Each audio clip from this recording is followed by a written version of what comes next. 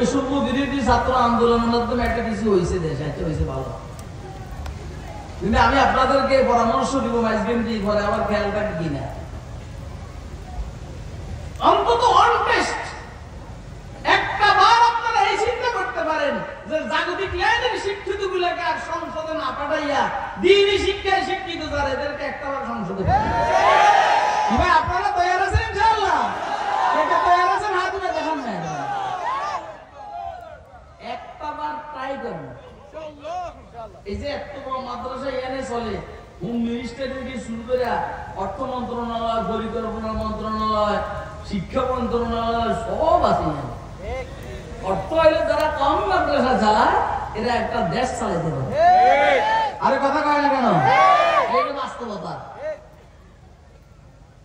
এর মধ্যে দুই একজন ব্যস্তম থাকতেই পারে, কিন্তু অধিকাংশ না, অন্তত 99, 97, 98% এরা ভালো।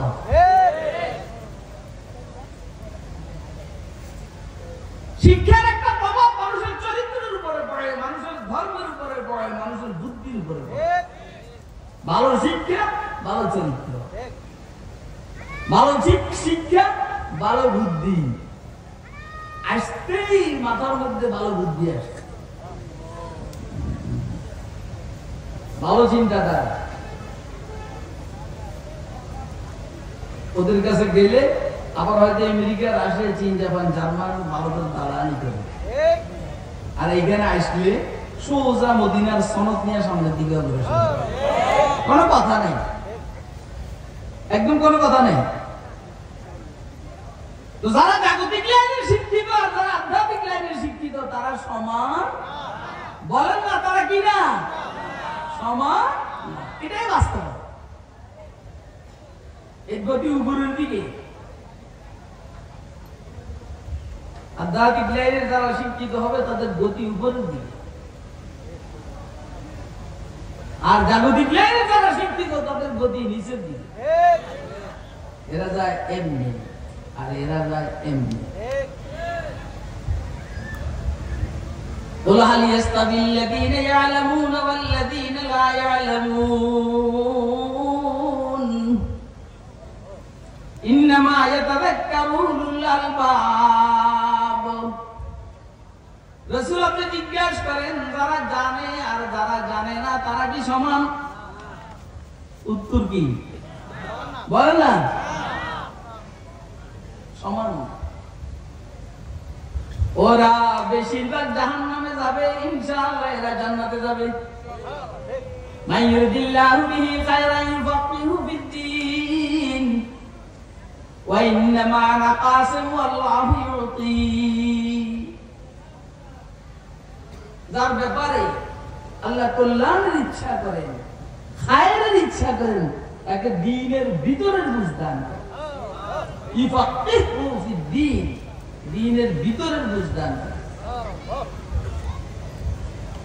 ইমাম মুহাম্মদ ইবনুল হাসান আশ-শাইবানী রাহমাতুল্লাহি আলাইহি ইন্তেকালের পরে আল্লাহর সামনে পেশ করা হয়েছে। কার সামনে? এই খেয়াল করবেন, সব ছাত্র পরীক্ষা কিন্তু মন কামনা করে নিব না, সব মুরুদার পরীক্ষা মন কামনা করে নিব না, কিন্তু ভালো ছাত্র হইলে এগুলোর পরীক্ষা আল্লাহ নেবে, শখ করে নিবে। কি করে শখ আছে না যে ছাত্রটা খুব ভালো, আল্লাহ করে পরীক্ষা আমি নেব।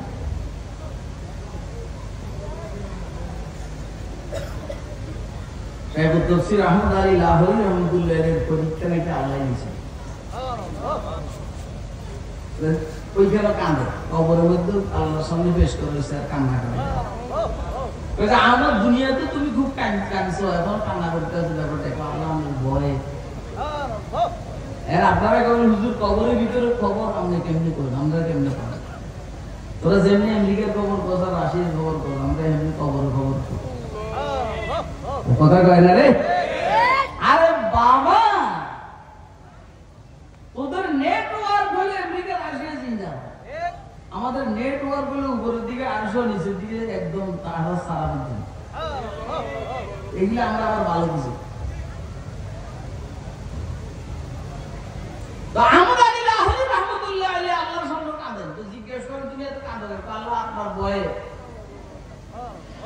তো দুনিয়াতেও তো অনেক কাঁদছে, কখন তো আরো সামনে, আর কান্নাটা বেশি। আল্লাহ বললেন তুমি আমার ভয় করতেছো, তো এই ভয়ের কারণে আমি আল্লাহ তোমার মাফ করে দিই। ভালো কথা, খুশির খবর। কিন্তু খুশির খবর আরো কিছু কথা আছে। এবং এই কবরস্থানে এখন থেকে তুমি আসার পর থেকে কিয়ামত পর্যন্ত যারা দফন হবে সবাইকে আমি আল্লাহ মাফ করে দিচ্ছি। কারণ মুশকিল হইল যে স্বপ্ন দেখছে সেই ঘুমরটা ভাগ করে দিচ্ছে। সে ঘুমর ভাগ করে দেওয়ার পরে এই কবরস্থানের প্রত্যেকটা কবরের দাম বেড়ে গেছে। এখন আপনি বলবেন কোন নাস্তিকও যদি দেখে এখানে কবর দিলে দাফন হয়, আসলে সিস্টেমটাই এইটা। কারণ নাস্তিকের কপালে ঢুকবে না ওইখানে কবর কিনা করে দাফন হওয়ার জন্য। আমরা যত ওয়াজও করি কোন নাস্তিকের বাচ্চা ইয়ার ভর্তি হয় না। এখন মাথায় ঢুকছে আছে অ্যাডভোকেট হবে, ডাক্তার হবে, ইঞ্জিনিয়ার। আর আমার মাথায় ঢুকছে আমরা গোলাপনে মহাদ্দেশ বানাবো, মুফতি বানাবো, সাহেবুল হাদিস বানাবো, সাহেবুল তাফসীর বানাবো, ফকহুল মিল্লাত বানাবো ইনশাআল্লাহ। আল্লাহ আমার 2 মেয়ে দিয়েছেন, 3 ছেলে দিয়েছেন। আমি আমার 3 ছেলের জন্য দোয়া চাইতে আছি, আল্লাহ যেন তাদেরকে দ্বীনের বড় দাঈ বানায়। আমিন বলেন, আমিন বলেন, আমিন বলেন। হ্যাঁ, ইয়া আল্লাহ। ইমাম মুহাম্মদ ইবনে হাসান আশ-শাইবানী রাহমাতুল্লাহ আলাইহির পরীক্ষা আল্লাহ নিয়েছে।